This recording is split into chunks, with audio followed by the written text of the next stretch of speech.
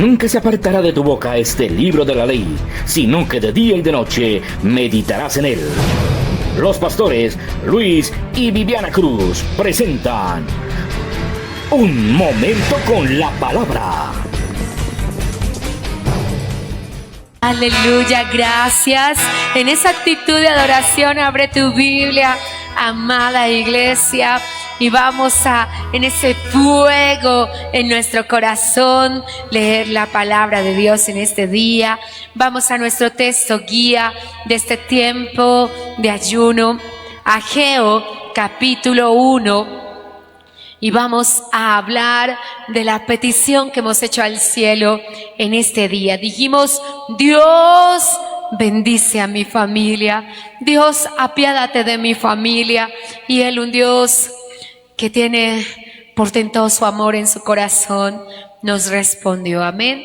Ageo, uno de los profetas menores, un libro precioso, además corto, muy pequeñito él, con solo 2 capítulos, que después del profeta Sofonías nos hace una invitación el Señor. Amén.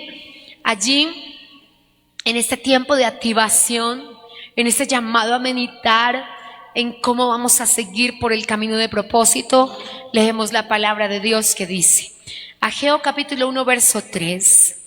Entonces vino palabra de Jehová por medio del profeta Ageo diciendo: ¿es para vosotros tiempo, para vosotros de habitar en vuestras casas atesonadas, arregladas, adornadas, y esta casa está desierta? Pues así ha dicho Jehová de los ejércitos: medita bien sobre vuestros caminos. Padre, esta invitación que nos has hecho a meditar, a reflexionar, a traer a la memoria nuestros caminos y ver si estamos viviendo de manera correcta, la hemos aceptado las familias porque queremos que bendigas a nuestras familias, Señor. Te honramos, te damos la gloria de vida a tu nombre, declaramos imperio, autoridad y unción sobre la vida de cada uno, en el nombre de Jesús de Nazaret. Aleluya. Póngase cómodo, amado. Hoy estamos reflexionando en la solución. Por amor a quienes nos acompañan hoy en este tercer día de nuestro ayuno congregacional y por quienes hasta ahora están llegando a la audiencia, voy a ponerte un piso y una base sobre lo que el Señor ha venido hablándonos durante toda esta semana. Amén. Siempre venimos al Señor a preguntarle porque Él es nuestro amado, Él es nuestro Salvador, Él es quien nos sostiene, quien nos ayuda, quien ha puesto delante de nosotros un camino y nos ha hecho desde el cielo una exhortación. Nos ha dicho: medite, reflexione, dése cuenta cómo están siendo las cosas y entre en ese camino de reflexión. Después de invitarnos a una reflexión, nos hizo una exhortación. La exhortación tiene un camino grande. La exhortación, porque la palabra de Dios es para enseñar, edificar y exhortar. La enseñanza tiene como propósito que discernamos un camino, ¿cierto? La edificación tiene como propósito que aprendamos a construir nuestra propia vida y nuestra casa. Y la exhortación tiene como propósito animarnos. Por muchísimo tiempo la exhortación fue malentendida. Y la gente pensó que la exhortación era un regaño. Y la gente empezó a decir: me exhortaron. Pero la única forma y el único propósito que tiene la exhortación es que seamos animados. Nadie me exhorta para destruirme, ni nadie me exhorta para regañarme, sino con el ánimo de que yo medite en lo que estoy haciendo mal y comience a hacer las cosas bien. Ese es el ánimo del Señor. Entonces nos hizo una exhortación, además muy fuerte, y aunque es Isaías 32, verso 9, una palabra que habla a las mujeres y las llama indolentes. Nueva Traducción Viviente va a traducir indolentes por mujeres buena vida, que solo se preocupan en dormir y en comer y que solo les preocupa su autocomplacencia. Es una palabra fuerte, pero aunque sea dirigida a las mujeres, es para hombres y mujeres. Amén.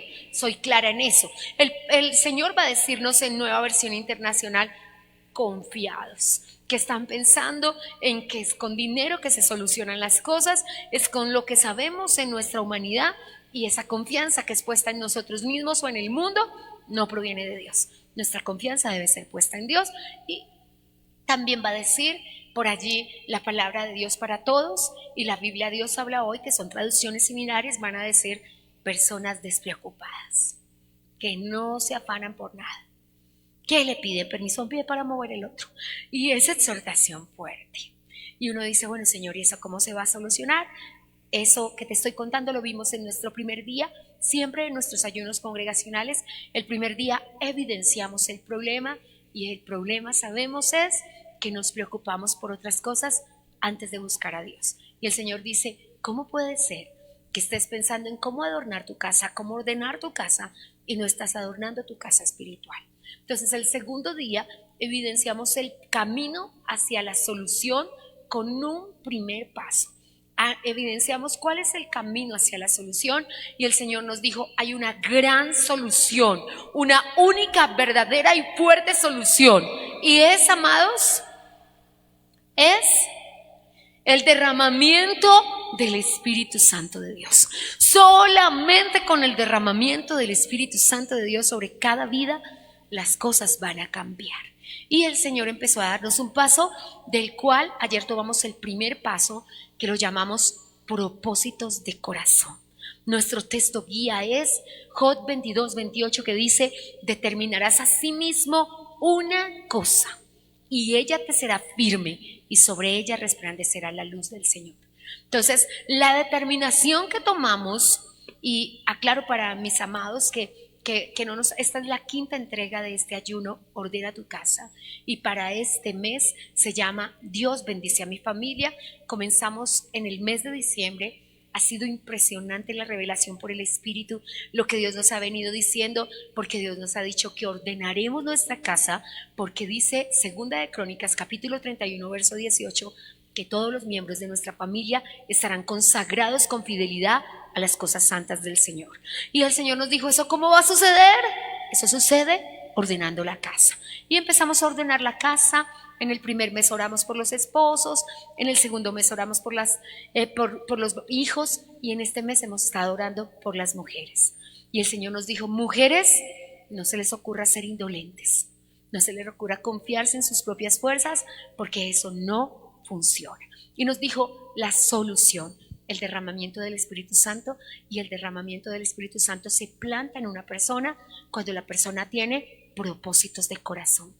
Y propósitos de corazón, hablamos, no es un impulso, no es una emoción momentánea, no es que hoy yo quiero cambiar y mañana quiero seguir con mi vida, no es que yo hoy quiero hacer una cosa y mañana quiero hacer otra, sino que lo que me propuse, si me acompaña el Señor con el dominio propio, yo llegaré así hasta el final, como una persona de oración, como una persona de devoción, ¿cierto? Dijo el profeta Isaías, mientras dure el Espíritu dentro de mí, madrugaré a buscarte. Todos los misioneros de todas las épocas, parafraseando las palabras de Isaías, dijeron, no se parará nunca el sol antes que me encuentre a mí en oración. Y cualquiera sea el horario del día que escojas para determinarte en oración, para determinarte en intercesión, vas a cambiar tu vida para siempre. No estamos buscando un impulso, y nos hicimos una propuesta, ¿cierto? Que sea un cambio en esta casa que nos representa a nosotros, y esta casa la hemos llamado el templo del Espíritu Santo, que sea un cambio en esta casa que la hayamos llamado nuestro hogar. Y se puede tener casa pero no tener hogar, ¿cierto? Se puede tener 4 paredes pero no tener hogar, y esta casa que la hemos llamado nuestra vida espiritual. Y nos determinamos un cambio, una pequeña fidelidad para ser puestos en lo mucho en cada una de las casas, amén. Hoy vamos a hablar de cómo conseguirlo, amén, de cómo conseguirlo. Y vamos a ir a Segunda de Timoteo por un momento para poner un piso a esta palabra. Segunda de Timoteo. Este jovencito que comenzó su vida y es nuestro gran ejemplo hoy, con un padre inconverso y su mamá y su abuela cristianas, nos es de grande testimonio, porque rompiendo las reglas de que nos es más fácil crecer cuando nuestro padre terrenal es cristiano, este jovencito tenía un papá inconverso, ortodoxo en sus creencias, además griego de nacimiento, pero tenía a su mamá y a su abuela cristianas, y esto marcó la diferencia. 2 mujeres, una mujer que no tenía una fe fingida. Y entonces el Señor Dios Todopoderoso trajo vida a este muchacho. Y este muchacho nos da un consejo particular, amén. Este muchacho nos dice, 2 de Timoteo, capítulo 7, porque no nos ha dado Dios espíritu de cobardía, sino de poder, amor y dominio propio. Amén. Si la Biblia es suya, es personal, colóquelo. ¿Sabe qué dice el Señor, mis amados y amadas? Que usted y yo no somos unos cobardes, que no hay sombra de cobardía en nosotros, que no matamos al tigre y nos asustamos con el cuero, sino que hay una valentía que no nace de nosotros, sino que está dentro de nosotros, porque como dice Primera de Juan, mayor es el que está en nosotros que el que está en el mundo. Y el Señor no solamente nos sacó la cobardía, sino que nos puso un espíritu de amor y de dominio propio que es capaz en nosotros de vencer cualquier cosa que tengamos que vencer. Y estamos hablando y comenzamos ayer a hablar de cómo vamos a revertir el desorden, porque nuestra casa se encontraba desordenada. Por allí Génesis 1, si me ayudas colocándolo en pantalla, Tau, dice que el Señor hizo la tierra con el Padre, el Hijo y el Espíritu Santo. ¿Cómo crees que la deidad celestial y la corte celestial hizo la tierra? Hermosa, perfecta, sublime, completa, llena de plenitud. Pero el verso 2 de Génesis dice que la tierra estaba desordenada y vacía. Así que tuvo que pasar algo impresionante entre el verso 1 de Génesis y el verso 2 para que la tierra se desordenara. Pero dice más, amados, dice que el Espíritu de Dios tenía que vagar sobre la faz de las aguas, porque no podía estar sobre la faz de la tierra, porque la tierra estaba desordenada. De esto vamos a extraer un principio. El Espíritu Santo no puede estar donde hay desorden. Y nos hemos extraído ayer un principio, ¿cierto? Y en el día de ayer dijimos, la solución al desorden es el Espíritu Santo. Entonces lo vemos desde Génesis 1 hasta Apocalipsis 22, la forma de ordenar nuestra vida es con el Espíritu Santo y no podemos por el desorden de nuestra vida seguir dejando al Espíritu Santo fuera de nosotros. Entonces, ¿qué tenemos que hacer? Les conté ayer un principio jurídico, los procesos se revierten donde comenzaron. Y yo tengo que saber en dónde se desordenó mi casa, en dónde se desordenó esta casa, en lo que empecé a hablar, en lo que empecé a comer, porque dice la palabra de Dios en Proverbios que comeré de lo que hablo, ¿cierto? Y viviré de lo que hablo, ¿cierto? Y que el poder de la vida y de la muerte está en mis palabras. Así que necesito empezar a vivir de una manera diferente. Pero además tengo que saber que los procesos se revierten donde comenzaron. Y hoy vamos a hablar de un proceso diferente y de un proceso especial que lo llamaremos hoy autogobierno. Al propio Timoteo, en Primera de Timoteo, el apóstol Pablo le dijo, hay un enemigo muy grande, tan similar al adversario de vuestras almas. ¿Quién es el adversario de nuestras almas? Satanás es el adversario de nuestras almas. Y él dice, hay un enemigo no menor al adversario de nuestras almas. Y lo llamó, ¿cómo lo llamó? Ti mismo. Lo llamó ti mismo. Y dijo, Timoteo, ten cuidado de ti mismo. Si empiezas a tener autoindulgencias y empiezas a no saber gobernar tu vida, llegará el día en que tu vida tenga tal desgobierno que esta casa y esta casa y esta casa se encuentren en desorden. Si tú quieres cambiar tu vida y sacar el desorden de tu vida, tienes que empezar a gobernarte a ti mismo. Y de eso vamos a hablar en esta hora. Tenemos que entrar en un proceso de oración donde tú le digas al Señor, Señor, tú no me diste a mí espíritu de cobardía. Señor, en mi ser no hay una sombra de cobardía. Señor, tú me diste a mí dominio propio, templanza y mansedumbre y mucho más. De las escaleras de la virtud hablaremos en nuestros próximos ayunos. Así que, ¿qué tenemos que hacer para comenzar un principio de autogobierno? El Señor nos dijo en el Sermón del Monte, Mateo capítulo 6, abrámoslo todos en esta hora.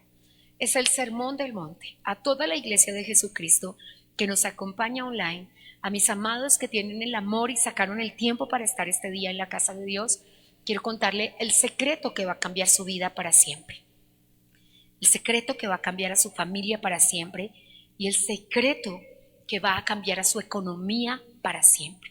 Mateo capítulo 6 es una invitación. Yo te he dicho siempre, me lo has escuchado 1.000.000 de veces, lo que está orado, lo que está ayunado y lo que está sembrado, indefectiblemente sucederá. Yo no te puedo decir cuándo, yo no te puedo decir cómo, pero te puedo decir que sucederá. Porque hay 3 cosas que si la iglesia de Jesucristo realiza, que se llama el cordón de Dios espiritual, 3 dobleces que no se romperán: ayuno, oración y generosidad, que además son los pilares de la verdadera adoración, porque la verdadera adoración está sostenida por el ayuno, oración y la generosidad. Dice el Señor en su palabra que nosotros podemos cambiar nuestra vida. ¿Y qué es lo que nos pide el Señor? Bueno, vamos a leerlo juntos. Mateo capítulo 6, versículo 6. Dice así: mas tú, cuando ores, entra en tu aposento, cerrada la puerta, ora a tu papá que está en lo secreto, y tu papá que ve en lo secreto te recompensará en público. Ve en lo secreto es el secreto que vamos hoy a dilucidar para nuestras vidas. Solamente de toda la palabra de Dios, salida de la boca de la propia persona del Señor Jesucristo, 3 cosas tienen recompensa: nuestro ayuno, nuestra oración y nuestra generosidad. Y Dios no está hablando de la oración realizada en la casa de Dios, sino de la oración realizada en nuestra casa. Y está hablando de la oración que tú sacas tiempo en tu casa para ponerte de rodillas en el cuarto de Dios, todos los que tenemos un cuarto para Dios en nuestra casa, para ponerte de rodillas en el baño si vives en una casa en que solamente vives tú y tu esposa y el único espacio aparte de la habitación es el baño, o en un lugar secreto en tu casa donde tú encuentras un lugar sobre tus rodillas y hablas con Dios. ¿Sabe qué dice? Que esta oración tiene recompensa pública. Que nadie sabe que tú realizaste esa oración, solo lo sabe tu papá, que se llama Dios, y Él ve que tú pediste en el secreto y lo recompensa públicamente, y esta recompensa se refiere a que Dios hace lo que le pedimos en oración. Le pedimos que sacara a nuestro hijo de las drogas, le pedimos que nos sacara de la deuda, le pedimos que nos sacara de la enfermedad, y Él recompensa haciendo que en público se vea la sanidad, la prosperidad, la bendición. Así que lo primero que nos pide es que encontremos un lugar donde orar. Una de las indulgencias más grandes y el desgobierno que tiene la iglesia de Jesucristo es que tiene acceso al trono de la gracia, que lo único que tiene que hacer para cambiar su vida es encontrar un lugar sobre sus rodillas e ir a orar, y no lo hace. Sería tanto como si acá en la tierra tuvieras un problema con la presidencia de la República y dijeran: mira, en este momento te tenemos la cita con el presidente. Y tú dijeras: no puedo ir, no tengo tiempo, en este momento no puedo. Sería tanto como si rechazásemos el día de la solución al problema. Pero no tenemos cita con un hombre, no tenemos cita con un presidente, ni con un rey, ni con una autoridad jerárquica sobre la tierra. Tenemos acceso al Padre, al único que puede entrar a un cuerpo y sacar el vicio de la drogadicción de un cuerpo, al único que puede entrar a un corazón y sacar el espíritu de adulterio de ese corazón, al único que puede entrar a una mente y sacar los pensamientos que están haciendo adversario contra el alma de esa persona. Así que, mis amados, usemos las herramientas que nos han sido dadas, y se llama autogobierno, porque tengo que decir: sí, me propuse que voy a orar a la 1 de la mañana, a las 3 de la mañana, a las 2 de la tarde, y son las 2 de la tarde y no estoy pensando qué tengo que hacer. Les compartí un poco por qué la oración fariseica era tan molesta para el Señor a los discípulos de segundo nivel. ¿Qué es lo molesto? Al Señor no le molesta que sean fariseos. Fariseo es doctrina de pensamiento, no hipócrita. Saquemos eso de nuestro pensamiento. Porque uno dice fariseo hipócrita. No, esa no era su característica. Los fariseos eran una escuela de pensamiento del siglo I, una escuela de mucho conocimiento de la palabra de Dios. Tan grande fue el conocimiento de la palabra de Dios que ellos se vanagloriaron y empezaron a hacer las cosas para que los vieran, y entonces se quedaron sin esta recompensa del Padre.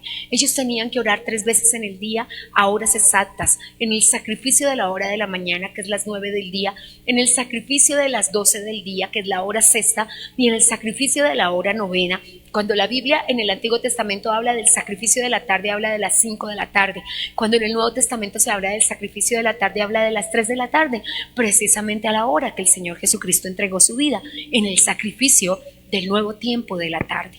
Entonces los fariseos, teniendo que realizar diariamente esas 3 oraciones, emulando la oración de Daniel de 3 veces al día, pues ellos encontraron la forma, porque tenían que parar lo que estuvieran haciendo para orar en ese momento. Son las 9 de la mañana, tengo que encontrar un lugar sobre mis rodillas. El fariseo no oraba sobre sus rodillas, oraba levantando sus 2 manos al cielo y sus ojos al cielo, de tal manera que tenía que parar. Y si iba por el Parque de los Libertadores a las 12 del día, tenía que levantar sus 2 manos al cielo, mirar hacia el cielo y comenzar a orar. Entonces su oración se convirtió en un espectáculo. Entonces ya él empezó a mirar que fueran las 11:50 para salir al Parque de los Libertadores a orar, para cerciorarse que personas le estuvieran mirando. Pero como la medida y el estándar del Señor es más alto, él dijo: ¿usted quiere recompensa a su oración? Cerciórese que nadie lo está mirando. ¿Usted quiere recompensa a su ofrenda? Cerciórese que no sepa su mano izquierda lo que hizo su mano derecha. ¿Usted quiere recompensa a su ayuno? Que nadie se dé cuenta. Peínese más, arréglese mejor y que nadie se percate que usted está ayunando. Sé que nuestros ayunos congregacionales son conocidos por todos, pero el Señor dice: cerciórese. Entonces, cuando la invitación que nos hace el Señor, lo que tenemos es que cerrar nuestros ojos, levantar nuestras manos y decirle: Señor, por favor me das autoridad, por favor me das el valor, por favor me das el permiso, porque tengo sueño, me estoy quedando dormido, pero te dije que iba a orar a esta hora. Acabo de almorzar, acabo de cenar, acabo de levantarme o me estoy parando. Señor, por favor me das autoridad porque yo te quiero cumplir. No puede ser que yo pueda cumplirle a las ollas, pueda cumplirle al trabajo, pueda cumplirle al estudio, pueda cumplirle a todas las cosas, pero yo a ti no te pueda cumplir. Eso se llama autogobierno. Y empezamos a autogobernarnos, y dice la palabra de Dios, porque te preguntas: ¿y qué es esto? Segunda de Pedro dice, unas hojitas adelante, por favor no pierdas Mateo. Hoy es Mateo nuestro texto guía y nos dice: cuando ores. Entonces vamos a ir allí a Segunda de Pedro. Antecitos de Apocalipsis te vienes hacia atrásito y te encuentras con Judas, y antes de Judas dices todos aquí: ay no, yo no me quiero encontrar con Judas. No, este no es ese Judas, no se preocupe. Este Judas, el hermano del Señor Jesucristo en lo natural. Te encuentras con las 3 cartas de Juan, y antes de las 3 cartas de Juan te encuentras con Segunda de Pedro. En Segunda de Pedro, en el capítulo 1, tenemos otra escalera de la virtud. Y dice: vosotros también, verso 5, Segunda de Pedro, te espero, iglesia, porque todos tenemos que encontrar este texto. Para mis amados de televisión, de Facebook, quienes nos acompañan desde sus hogares, allí aparece en pantalla. Segunda de Pedro, capítulo 1, verso 5, dice: y vosotros también, poniendo toda diligencia por esto mismo, porque queremos cambiar, porque queremos corregirnos, porque queremos ordenar nuestra casa, añadid a vuestra fe virtud, a la virtud conocimiento, al conocimiento dominio propio, al dominio propio paciencia, a la paciencia piedad y afecto fraternal y amor. En la mitad de la escalera de la virtud, que tiene 8 escalones, Dios colocó el dominio propio. Todo el mundo se pregunta: ¿por qué no tiene paciencia? Porque a la paciencia se llega a través del dominio propio. Ay, por Dios, ¿nunca vas a tener paciencia? No lo sé, pero se llega a través del dominio propio. Entonces vamos a hablar de ese concepto de dominio propio. La palabra más parecida es templanza. Y templanza y dominio propio son la capacidad de autocontrolarse, autogobernarse. Que yo pueda decir hasta aquí, sí, tengo todo el paquete Cheetos, es así de grande, tiene 4 libras, pero yo me puedo comer uno. Yo no me puedo comer 2, mucho menos me puedo comer todo el paquete, porque puede destruir los intestinos. ¿Cierto? Podemos pensar en eso. Tengo un hijo que nació conmigo hace 28 años en la ciudad de Sogamoso y tiene eso, tiene de 28 a 32 años, no me recuerdo cuánta edad tiene, pero no tiene aún 40 años y comenzó a ser diabético hace más de 20 años. Fue tremendo para nosotros cuando comenzó la diabetes en su vida y mi esposo y yo le amamos mucho. De hecho, cuando nos invitan los pastores, no ve actividades de la iglesia, lo sentamos en la mesa con nosotros y reímos muchísimo. Fue producto de la falta de dominio propio y tomar gaseosa todo el día. Nos pasa, necesitamos pedirle al Señor. Entonces ese autocontrol en mis pensamientos, ese autocontrol en mis sentimientos, ese autocontrol en mi voluntad, que no puede ser producido por mí. No estamos hablando de fuerza de voluntad. ¿El mundo de qué habla? De fuerza de voluntad. ¿Qué hace que una persona que busca la Biblia en la iglesia no se ponga a ver cosas en el celular en la casa de Dios? ¿Qué hace eso? ¿Qué hace que la persona que entró a una predicación en su casa se acaba la predicación y no se ponga a ver bobadas en el celular? Se llama dominio propio. Se llama dominio propio. ¿Qué hace que la persona que en el taxi escuchó la canción que nosotros denominamos música del mundo?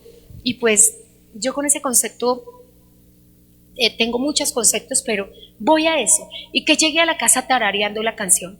O mejor aún, llegue a la casa bailando la canción. ¿Qué hace eso? Es el dominio propio. Yo he tenido que pararme en un taxi y decirle a un señor, me da pena con su merced, pero ¿me puede apagar la música? He tenido que llegar más lejos. Estaba un día en vigilia, voy a vigilia a Bogotá de vez en cuando, y estaba un día en vigilia y cogí el taxi de regreso al hotel, y voy para el hotel y el señor tiene pornografía, y le dije, me da una pena con usted además en una pantalla grande, pero es difícil. Yo sé que un desconocido y que para los taxistas nadie es desconocido y que el taxista es hablador, pero te digo una cosita, esto está destruyendo a tu familia, esto va a destruir tu hogar. Yo soy cristiana y no te lo digo porque soy cristiana, por mero sentido común. No llevemos esto a nuestros hijos. Lo apagó, le dio pena, quedó con el rostro abajo un rato. Yo le dije, yo no digo estas cosas para avergonzarte, sino porque hoy vas a entrar a tu casa cuando termine este turno. Y muy seguramente porque vi las fotos de un niño y una niña ahí pegadas, esas 2 personitas te van a estar esperando. Y cuando las abraces, esto será lo que les transmitas. Porquería, suciedad, inmundicia. Y después tú no vas a poder arrancarles eso. Así que tratemos. Pero ¿cómo hacemos? Si hoy difícilmente, yo le confieso, yo no puedo hacer nada sin música. Absolutamente nada. Lo único que hago sin música es el estudio central de la palabra, donde tan pronto abro la página de la Biblia y tomo mis cuadernos devocionales, que además son muchos, porque tengo el cuaderno de guerra, tengo el cuaderno de histórico, tengo el cuaderno de ordena tu casa, tengo el cuaderno de ayunos, tengo el cuaderno de discipulados, y tengo todos abiertos. Si llegas, nadie jamás va a entrar y va a encontrar ese escritorio en orden, va a encontrar 1000 cuadernos, porque muy seguramente los tengo todos abiertos por una razón, porque cuando estoy leyendo el texto bíblico y digo, esto es para el hogar, esto es para la economía, esto es guerra espiritual, pongo de una vez ahí el texto bíblico. Entonces los manejo todos al tiempo, no puedo tener el orden que quisiera. Pero, ¿qué te puedo decir? Trato, más allá de mis fuerzas, más allá de mi propia moral y convencimiento, que no sean bobadas, que no sea pérdida de tiempo. Y le digo, Señor, eso para nada edifica. Esto para nada edifica. Y no le voy a decir que llegamos tan lejos que aún siendo pastores del rebaño, cualquier chiste flojo te cautiva. Por mí misma, por mi esposo y por cada persona que conozco, te digo, se necesita tanto dominio propio. De hecho, te lo digo, ya tengo en una alcancía, porque manejo los celulares de la iglesia, y voy a pasar los Facebook a un celular nuevo y no lo voy a tener en mi celular. Porque como todo el tiempo estoy pasando el comercial, el programa, Y abre uno Facebook, inmediatamente vienen 1000 cosas. Y le dije, Señor, eso es una esclavitud diabólica. No lo puedo cerrar por la iglesia, no lo puedo cerrar por el trabajo que realizamos, pero no voy a permitir que esas porquerías entren a nuestro corazón, porque es impresionante. Ahora, el dominio propio que hay que tener es que los creadores de estas redes sociales, que son exactamente redes, porque aprisionan, tienen esa capacidad de aprisionar, poniendo que son varones, cosas que le interesen a los varones y cosas que le interesen a las mujeres para esclavizarles. La gente dice, es un minuto, es un segundo. Fíjate que la gente toma la Biblia y le parece 15 minutos un montón de tiempo. Y toma el celular y pasa media hora, pasan 40 minutos y no se da cuenta. Es increíble. Solamente por ponerte un ejemplo. Yo por eso no uso de la Biblia, y aún cuando estoy, porque el domingo estoy en la silla respondiéndole a las personas que nos están saludando y poniéndole los textos bíblicos, y digo, tengo tanto cuidado de no distraer a los hermanos con eso, pero se llama dominio propio. Ahora regresemos a Mateo, que nos da la solución inmediata, la solución verdadera, el secreto de la salvación de nuestras almas, de la salvación de nuestra familia, el más grande secreto encontrado en todos los tiempos. Entra a tu habitación y cerrada la puerta, ora a tu Padre. No le puedes decir a nadie que tienes un problema con la pornografía, te da pena, te da vergüenza decirle a alguien. ¿Te da vergüenza decirle a alguien que tienes un problema con las autoindulgencias? Autoindulgencias son las cosas que te permites. ¿Te da pena? ¿Te da pena decirle a las personas que tienes un problema con la ira, con el enojo, con el perdón, con la rabia? Pues ve al secreto. Mira lo lindo que es Dios. Y quiero leerlo porque se lo digo. Se lo conté a las profesoras de escuela dominical y miembros del servicio al comenzar el año. Y les dije, ahí está la solución. Dice el verso 6, mas tú cuando ores, tú, encierra esa palabra tú, tu Padre te está tuteando, ¿cierto? Te está hablando en el sentido más personal. Tú cuando ores, entra en tu aposento, cierra la puerta y ora. Vamos a hablar del camino. Entra y no salgas. Cierra la puerta con candado si toca, amárrese al pie de la cama si toca, ¿cierto? Y ore, ¿cierto? No estamos hablando de la oración devocional, no estamos hablando de tu devocional. A tu devocional tú vas con tu Biblia, tu cuaderno, tus colorcitos y tus marcadores, no. A esta oración tú solo llevas tu Biblia y tus rodillas, nada más.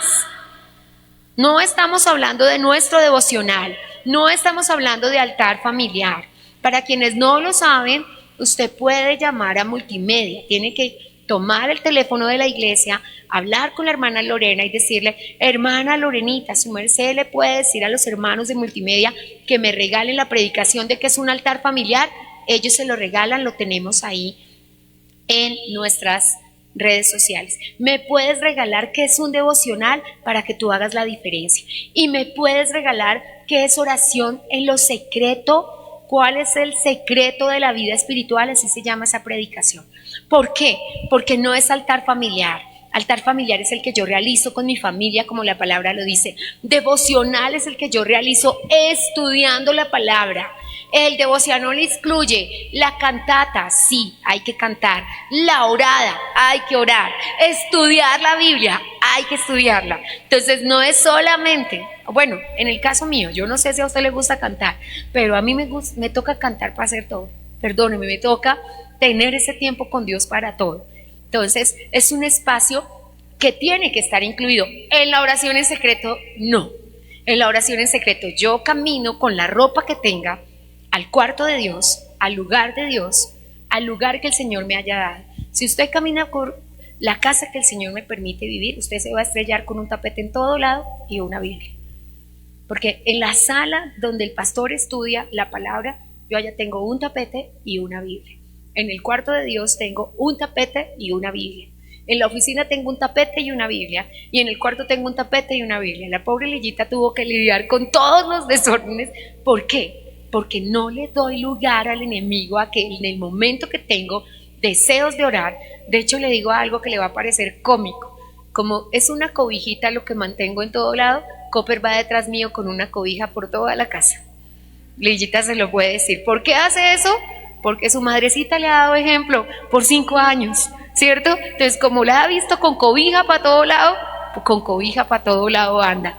Y vuelvo a decirle, sin percepción espiritual puede entender que hay que ponerse en un lugar. ¿Cómo no lo vamos a entender nosotros? ¿Por qué opté por eso? Porque estoy estudiando y llega el tiempo de la oración y digo, hasta que vaya al cuarto de Dios. No, mire, si usted está en un lugar, está en la cocina y le sintió el deseo de orar, esto me lo enseñó el pastor Spurgeon, que murió hace 250 años. Ora cuando tengas deseo de orar, ora más cuando no tienes deseo de orar y tírate al piso cuando no quieres orar. Es lo que hay que hacer. Pues entonces nos toca encontrar un lugar en todo momento. Entonces la oración en secreto es una oración de rodillas que solo requiere tus rodillas y una Biblia. Necesitamos la Biblia porque necesitamos escuchar lo que el Señor nos pide que tenemos que hacer. Entonces el Señor nos pide que subamos por la escalera de la virtud. La escalera de la virtud, el secreto es la diligencia. Entonces el Señor dice, yo tengo que saber qué es, tienes que tener dominio propio. Pues empieza a estudiar qué dice la Biblia, que es dominio propio. Amén. Entonces dice, vuelvo a recapitular, tú entra a tu cuarto, cierra la puerta y ponte a orar. No tienes que hacer nada más. Entrar, tienes que ir, encontrar. Que, pastor, vivo en una habitación y no tengo sino el baño. Métase al baño, baje la tapa de la cisterna y arrodíllese ahí. Mi esposo lo hizo por muchísimos años, porque vivía con su hermano y no había otro lugar donde orar. Y su hermano le decía, ya va a empezar usted con esa gritería. Y él le tocaba meterse al baño y ponerse a orar allá. Pero allá Dios levantó un intercesor, porque Dios levanta intercesores. Entonces, ¿qué es lo que tengo que hacer? Una conciencia de que necesito orar. El Señor nos dijo ayer un propósito de corazón. Ahora, la segunda cosa que tenemos que hacer es orar en lo secreto. Orar en lo secreto. No puedes y nunca podrás orar en la iglesia lo mismo que oras en lo secreto. Tú no te vas a poner a gritar en la iglesia, Señor, soy una vieja chismosa, amargada, ayúdame. Tú no vas a hacer eso. Tú no vas a hacer eso, no lo vas a hacer nunca. No lo vas a hacer. Señor, estoy odiando a mi esposo, ya no puedo ni hablar con él. Tú no vas a hacer eso. Tú no puedes hacer eso. Por más que la gente habla en clave, no puede hacer eso. De verdad que no, de verdad que no. Yo te lo digo, yo no escucho a nadie. Yo después de que entro en oración, yo no escucho a nadie. Sin embargo, a mí se me abre el oído para escuchar una oración y sé que el Señor me quiere decir algo. Me pasó la primera vez de mi vida que fui invitada por un pastor de una obra en el llano a predicar. Cuando me arrodillé, escuché a una servidora. Me atormentaba su oración, y yo dije, cuando entré, mi esposo dijo, ella debe ser la esposa del pastor. Estaba orando en fuego, estaba orando, parecía una guerrera, pero yo me arrodillo y la oración se me convirtió en un tormento. Y yo le dije, Señor, me causa agonía lo que esa señora, todo lo que estaba orando era perfecto, pero el espíritu que salía de la oración me atormentó el corazón. Entonces le dije a mi esposo, no, ella no es la esposa del pastor. Enseguida llegó una señora humilde, pobrecita, con un niño en los brazos, una señorita grande y 2 niños caminando a su lado. Y yo le dije, ella es la pastora, y se sentó atrás y no dirigió la oración. Y yo le dije, ¿tú por qué haces eso? ¿Tú por qué no ocupas tu lugar? Y ella entendió que yo sabía cuál era su lugar. Y le dije, esa señora, ya entendí por qué me atormentó la oración, porque esa señora quería su lugar. Cuando yo me vine de ese municipio, a los pocos días ella me llamó y me contó que la señora que oraba fue hasta su casa y la insultó y le dijo, yo debiera ser la esposa de su esposo, yo lo supe cuando entré a ese lugar. Bueno, supe más cosas mientras oraba, pero es la única forma de que escuche la oración de una persona. Después fue a una reunión de pastores, la primera vez en mi vida en una reunión de pastores multidimensional, habían pastores de toda Colombia, habían pastores de todas denominaciones, y yo me arrodillé chiquita, no siendo pastora, detrás de un pastor, y empezó a orar de esta, mi chiquita, mi preciosa, mi amada, permite que me perdone. No, a mí la oración primero, de verdad, se lo digo con gran vergüenza, casi me da risa, y de repente dije, pero ¿por qué me atormenta su oración? Después dije, ay, él le pega a la esposa y la golpea. No, ya me atormentó más, me paré y efectivamente eso pasaba. un pastor y golpeaba a su esposa. Es la única forma de que yo me entere de la oración de alguien más, porque Dios me abre el oído para decirme qué está pasando con esa vida. Pero de lo contrario, usted entra en su habitación y usted se pone a orar. Mire, usted va a descubrir el agua tibia, la solución a todos los problemas.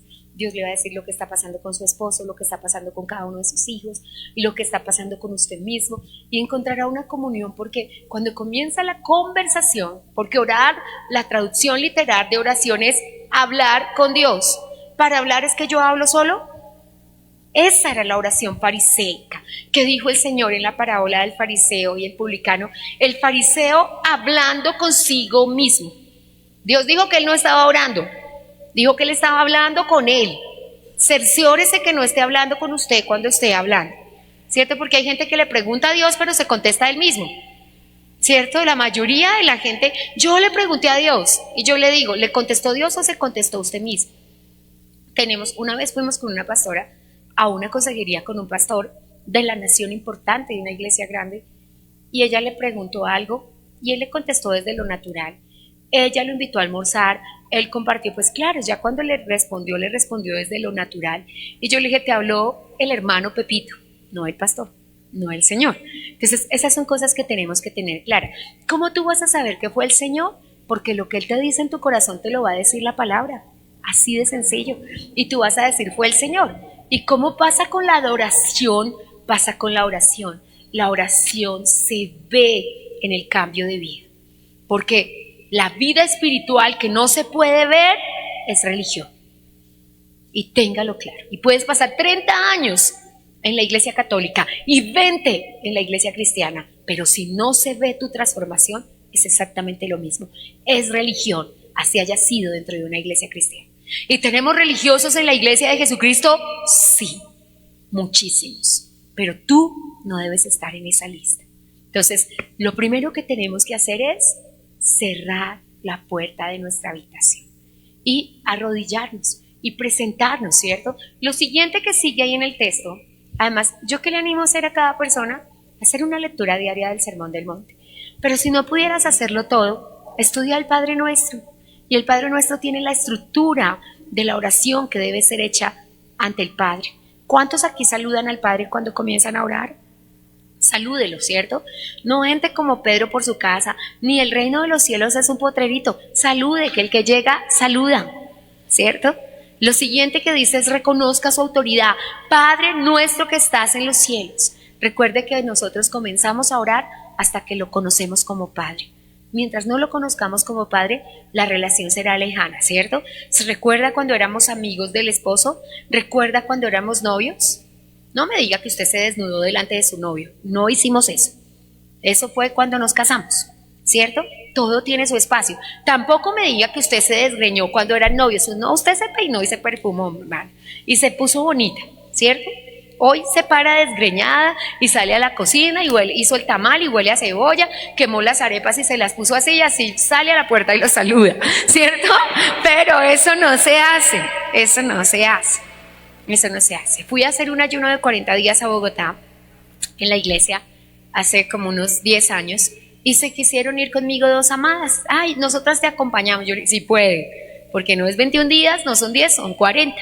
Fuimos y nos hospedamos a unas cuadras pocas de la iglesia, de la congregación, porque no, los aposentos estaban ocupados, y fuimos, nos hospedamos donde 2 sobrinas mías, señoritas de 22 años, empresarias, que a las 4:30 en punto de la tarde, antecitos de las 5, ponían su comida y se iban para el espejo a emperifollarse.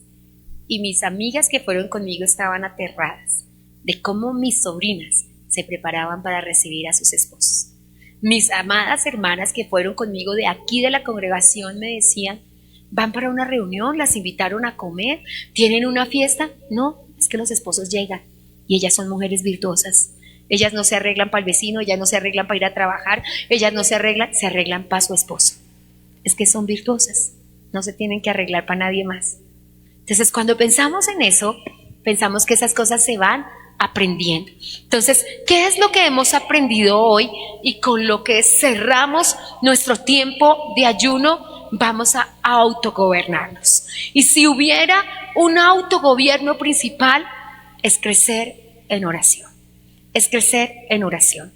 Hasta que su lugar secreto se convierta en un hábito. En un hábito. Hábitos son las cosas que se realizan de manera natural y automática. Eso es un hábito.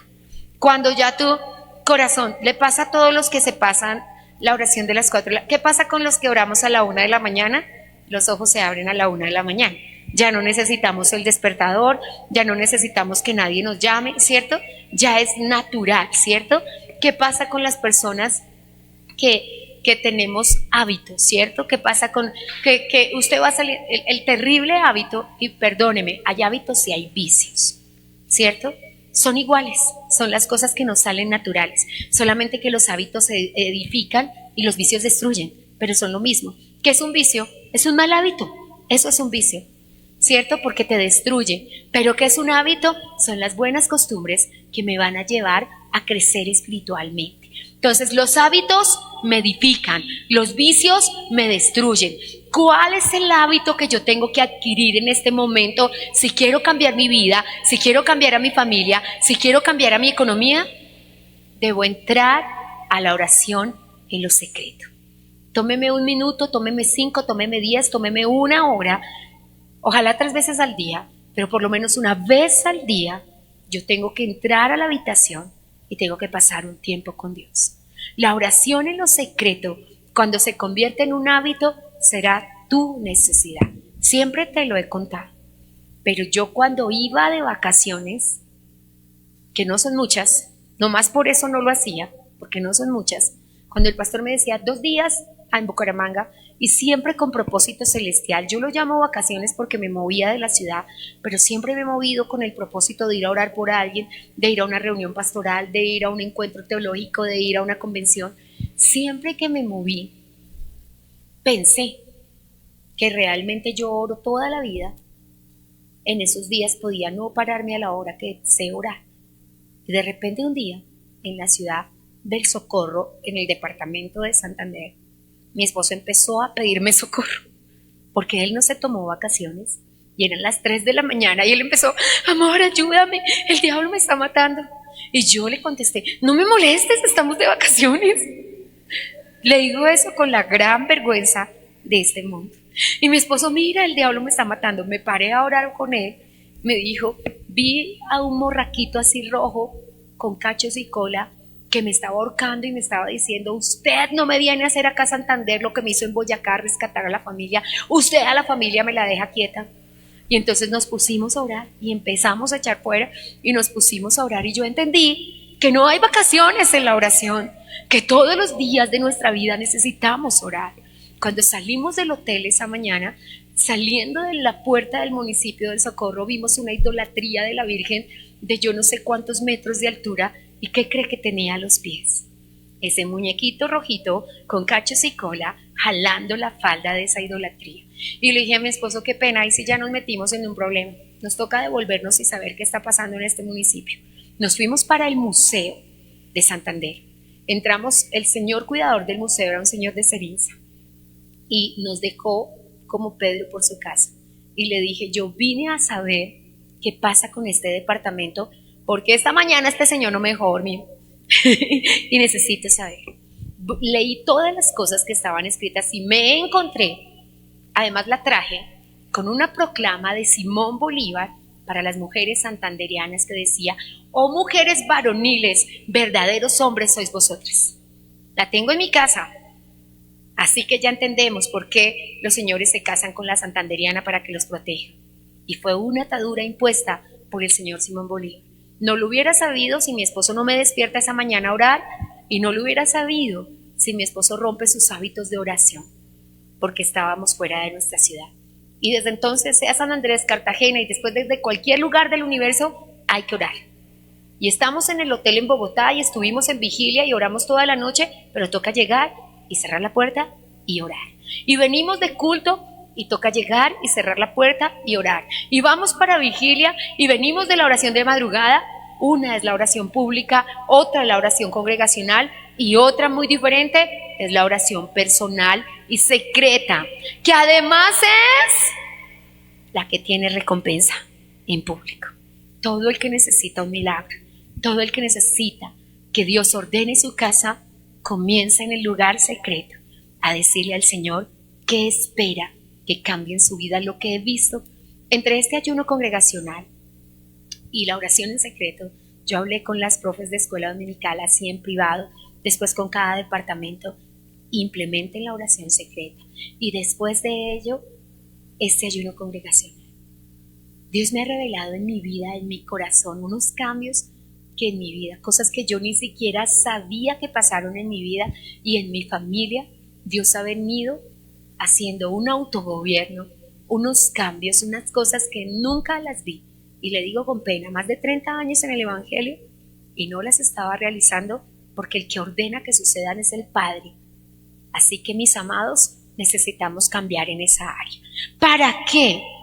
Bueno, Jesús nos dijo, Mateo, léalo conmigo. ¿Para qué?